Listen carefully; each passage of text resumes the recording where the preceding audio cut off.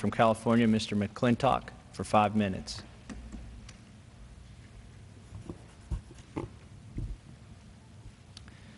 Mr. Speaker, the Farm Bill is now before us. It's a measure originating in the House of Representatives, whose majority was elected on a clear mandate to stop wasting money. Yet all this bill does is continue to waste money. Yes, it tightens up a little on automatic eligibility for food stamps, and that's a good thing. Yet this modest reform is a poor substitute for the complete overhaul that is desperately needed.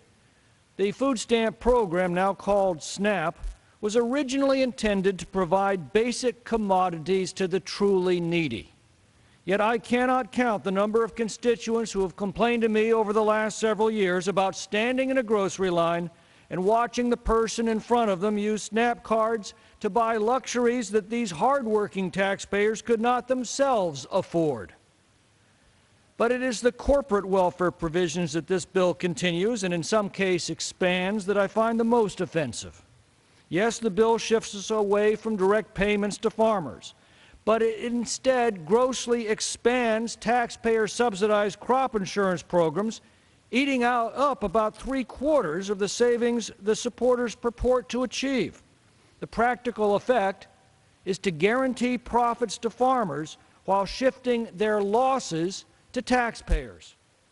We're told that if the bill fails, these wasteful programs will continue with no reform. Well, actually, many of the most wasteful programs would expire, like the $150 million to advertise farmers' markets. But the fine point of it is this: if this bill is defeated, the House can take up real reform at any time. If it is passed, we kick that can another 5 years down the road. To those who say this is a small step in the right direction, I would agree. It is a very small step. It makes tiny and modest changes to an utterly atrocious program. According to the CBO, it would save all of 3.4% from the baseline over the next 5 years, hardly a crowning achievement for fiscal reform. But there's no blinking at the fact that these programs are fundamentally unfair and grossly wasteful, and this bill locks them into law for another 5 years. If the supporters of this bill were actually serious about incremental reform, this would be a 1-year authorization with additional reforms planned next year. It most decidedly is not. Let me explain clearly what this bill means to an average, hard-working, tax-paying family in my district. That family must struggle and scrimp to keep their shop open. They bear the entire financial risk of failure, and their profits, if there are any, are heavily taxed.